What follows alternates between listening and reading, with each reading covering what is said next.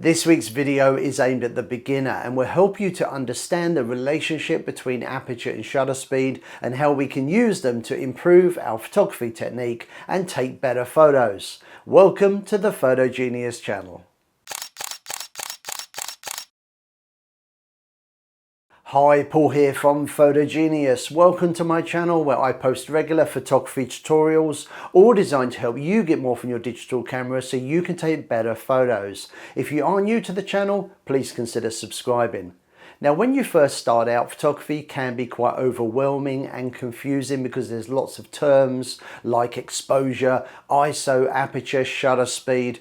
But don't worry, there's a lot to think about. But in this week's video and over the next few minutes, I want to look at two things in particular: aperture and shutter speed. Now, whilst I've covered these separately in other videos, what I want to do with this week's video is take a look at the really important relationship between aperture and shutter speed so you can go out there and use them to your advantage and take better photos.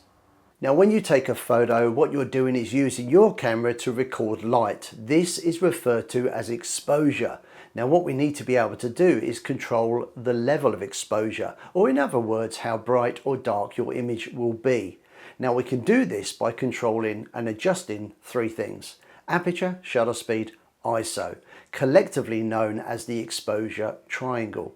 Now, of course, in this week's video, I want to concentrate on two things in particular: aperture and shutter speed. Now, that's not to say that ISO isn't important, because it definitely is, but I've covered it in more detail in a separate video.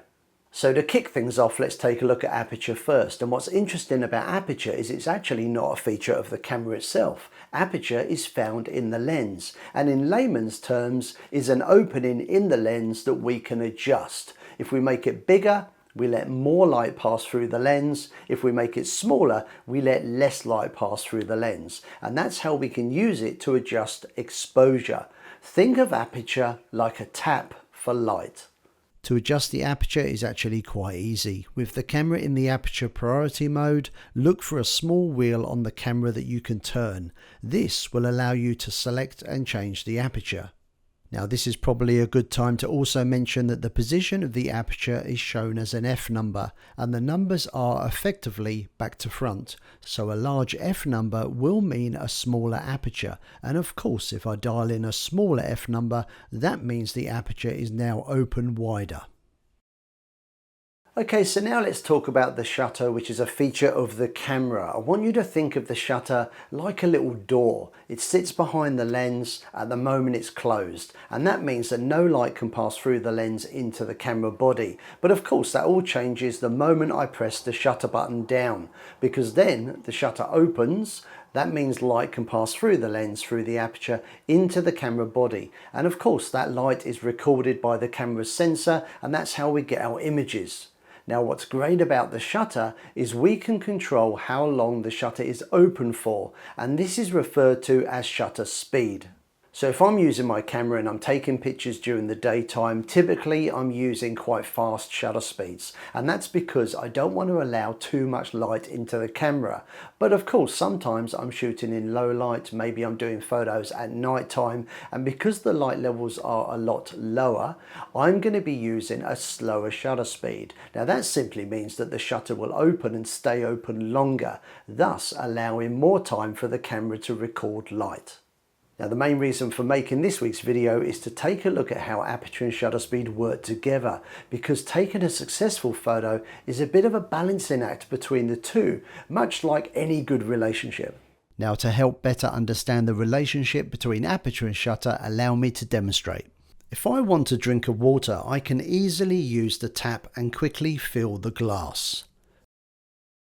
But if I adjust the flow of water using the tap, I can of course fill the glass once again, only this time it takes a little longer.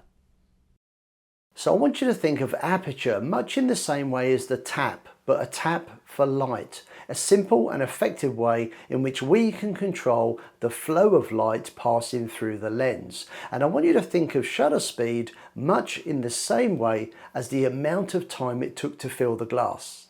So just in the same way I can open up the tap to fill the glass quickly, so a larger aperture may help me to use a faster shutter speed. Now this combination you may choose if you shoot in a moving subject, because faster shutter speeds can be used to freeze motion and movement. And of course, just in the same way that restricting the flow of water means it takes longer to fill the glass, so a smaller aperture will require a slower shutter speed. Now this is great if you want to add motion blur to your image. So as you of course know, I've been talking in this week's video about the relationship between aperture and shutter speed and how it's a balancing act. Taking advantage of the camera's priority modes is a great way of maintaining that balance. If you select aperture priority mode, you're in control of the aperture. The camera looks after the shutter speed. And of course, if you select shutter priority mode, you're in control of the shutter. The camera helps keep the balance by looking after the aperture for you. Of course, if you're feeling brave, why not give the manual mode a go? You will then need to balance the exposure yourself, and we can do this using the camera's light meter.